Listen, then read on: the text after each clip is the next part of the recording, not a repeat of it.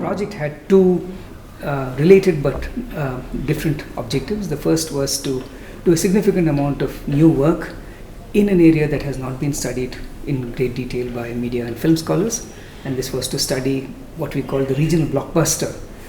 These are big budget South Indian films which are being released in dubbed versions within the South Indian region but also beyond in Hindi. The other objective was not related to the research outcomes, but it was more related to developing students' interest in research.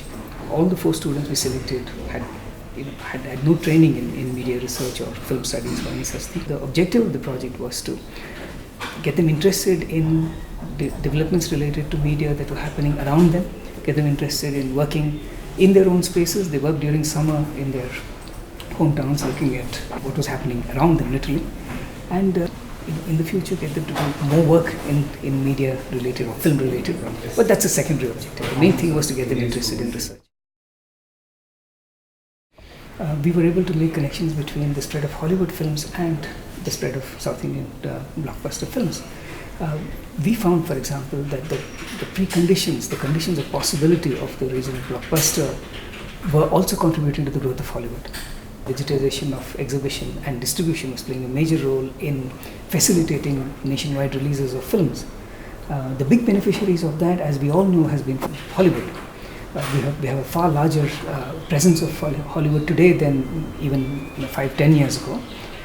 What has not been discussed very much, although there's been some amount of journalistic writing on it, is the fact that these were also the set of conditions that allowed South Indian producers, based mostly in Chennai and Hyderabad, but more recently we noticed also from Bangalore, to release big budget films for a national market, in the Hindi dubbed versions.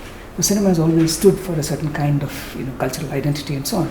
But today we discover that even in South India, most people who watch any kind of Hollywood are doing so in their languages. So what implications does this have for our understanding of mother tongue and what culture is available in the mother tongue? These are the kind of questions that the project raises.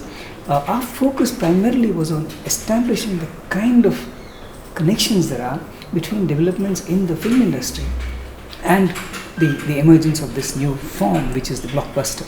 We were able to confirm writings by the occasional journalist that there was a considerable transformation happening in the distribution segment of film industries in India, especially with reference to the single screens. Most Indian single screens are in South India, and in South India a small number of players have been able to pool together these single screens as one sort of distribution exhibition entity. As a result, they become available. Thousands of cinema halls become available to a single producer for a release of a film.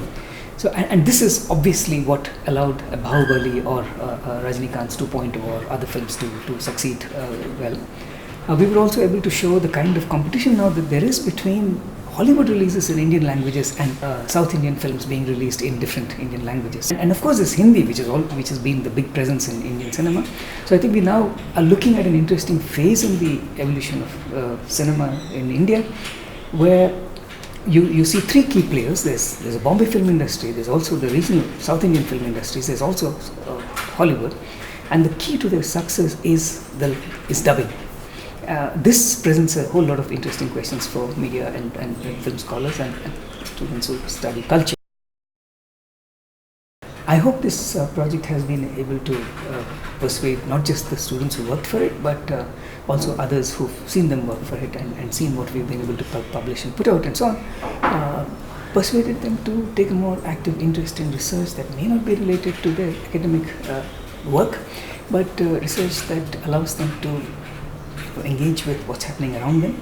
And media is a big part of everybody's lives, as we know, and this was just one point of entry into that. There are many other points of entry. Students working on their MPhil and PhD dissertations, what is becoming increasingly important for us now is to work in collaboration with other researchers. It may not be very easy in the course of an MPhil thesis or a PhD project, but it's almost impossible now to isolate developments in one part of the country, or for that matter one part of the globe, from any other. But the more we collaborate, the more we talk about and share our work with others, I think the better informed we are going to be and the better placed we are going to be to make sense of what we are discovering and how important it is and how valuable it might be.